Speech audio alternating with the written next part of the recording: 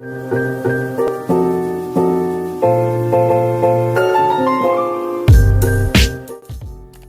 semua, perkenalkan nama saya Muhammad Cesar Juilansa dengan NIM 0102 1282 328048. Pada kesempatan kali ini, saya akan mereview sebuah jurnal berjudul Peran Bank Pembiayaan Rakyat Syariah dalam Pertumbuhan Ekonomi Regional di Indonesia yang diterbitkan pada tahun 2022. Jurnal ini ditulis oleh Ahmad Syatiri dan Ferdinand Aditama dan membahas bagaimana Bank Pembiayaan Rakyat Syariah berkontribusi terhadap pertumbuhan ekonomi daerah di Indonesia, terutama melalui penghimpunan dana dan penyaluran pembiayaan terhadap produk domestik regional bruto pada periode 2018-2020. Jurnal ini menggunakan data dari Otoritas Jasa Keuangan dan Badan Pusat Statistik, serta melakukan analisis untuk melihat sejauh mana peran BPRS dalam perekonomian daerah. Mari kita simak lebih lanjut untuk mengetahui hasil dan kesimpulan dari penelitian ini. Pada penelitian ini, bertujuan untuk menganalisis sejauh mana aktivitas Bank Pembiayaan Rakyat Syariah atau BPRS mampu berkontribusi terhadap pertumbuhan ekonomi di daerah-daerah Indonesia.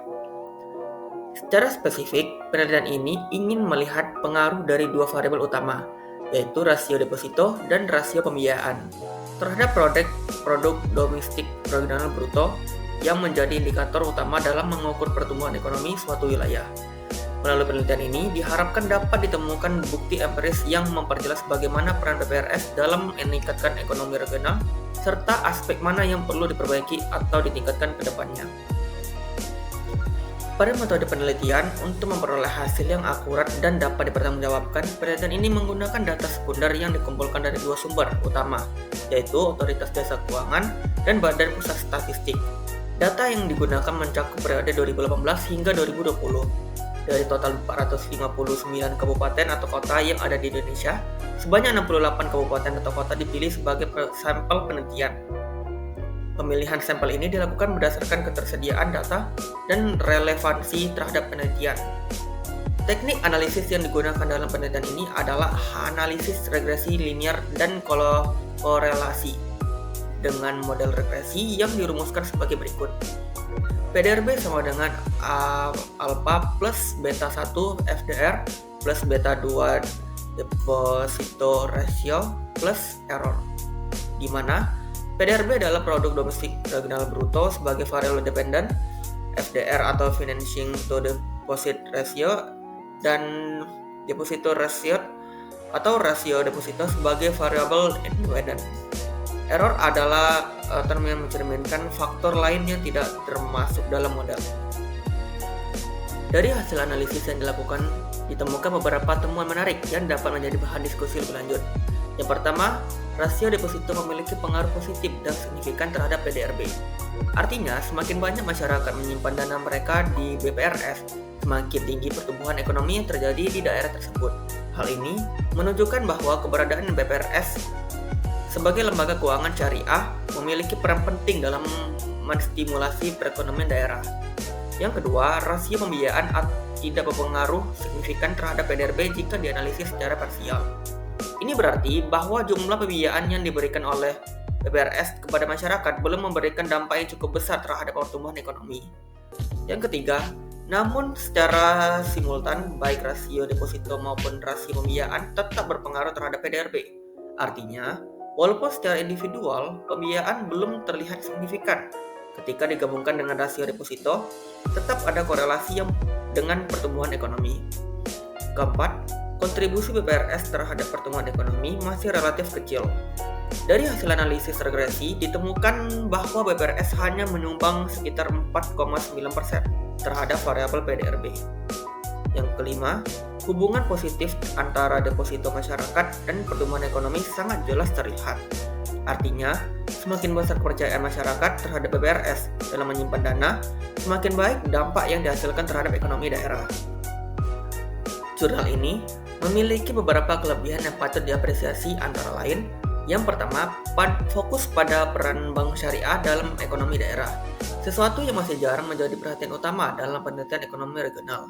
Yang kedua, menggunakan data empiris dari beberapa tahun dan mencakup berbagai daerah, sehingga memberikan gambaran yang lebih luas tentang peran BPRS. Yang ketiga, menguji dua variabel utama dalam pembiayaan syariah, yaitu rasio deposito dan rasio pembiayaan, yang sangat relevan dengan operasional BPRS. Namun, jurnal ini juga memiliki beberapa kelemahan yang perlu diperhatikan. Pertama, tidak memasukkan faktor lain yang mungkin lebih dominan dalam menentukan pertumbuhan ekonomi, seperti infrastruktur, investasi, dan kebijakan pemerintah daerah.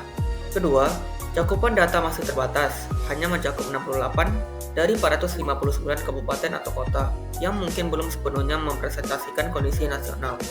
Yang ketiga, hasil regresi menunjukkan bahwa pengaruh BPRS terhadap pertumbuhan ekonomi masih sangat kecil, dengan nilai R-square hanya 4,9%. Hal ini mengindikasikan bahwa masih ada banyak faktor lain yang lebih berpengaruh terhadap PDRB.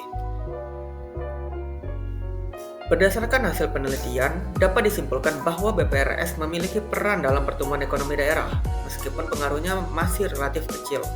Dari dua variabel yang diteliti, rasio deposito memiliki dampak yang lebih signifikan terhadap pertumbuhan ekonomi dibandingkan rasio pembiayaan. Oleh karena itu, diperlukan strategi yang lebih efektif untuk meningkatkan peran BPRS dalam mendukung perekonomian regional. Agar BPRS dapat lebih berkontribusi dalam pertumbuhan ekonomi daerah, beberapa saran yang dapat diterapkan antara lain: pertama, meningkatkan akses pembiayaan bagi UMKM, sehingga lebih banyak usaha kecil dan menengah yang bisa mendapatkan modal untuk berkembang. Kedua, memperkuat kepercayaan masyarakat terhadap BPRS dengan meningkatkan transparansi, layanan, serta edukasi keuangan syariah. Yang ketiga, mengembangkan strategi penghimpunan dana yang lebih merata di berbagai daerah, agar dana yang terkumpul dapat digunakan secara lebih optimal untuk mendukung pertumbuhan ekonomi. Pertanyaan: untuk soal pertama, teori ekonomi yang paling relevan saat ini. Secara umum, teori pertumbuhan ekonomi endogen atau endogenous growth theory yang dikembangkan oleh Paul Romer dan Robert Lucas sangat relevan. Teori ini menekankan bahwa investasi dalam sumber daya manusia, inovasi, dan pengetahuan merupakan faktor utama dalam pertumbuhan ekonomi jangka panjang. Kenapa teori ini relevan? Pertama, era digital dan inovasi teknologi. Pertumbuhan ekonomi saat ini banyak didorong oleh inovasi dan teknologi seperti ekonomi berbasis digital, kecerdasan buatan atau AI, dan industri kreatif. Kedua, pendidikan dan keterampilan. Negara-negara dengan tenaga kerja terampil dan inovatif cenderung lebih maju. Ketiga, kewirausahaan dan investasi R&D.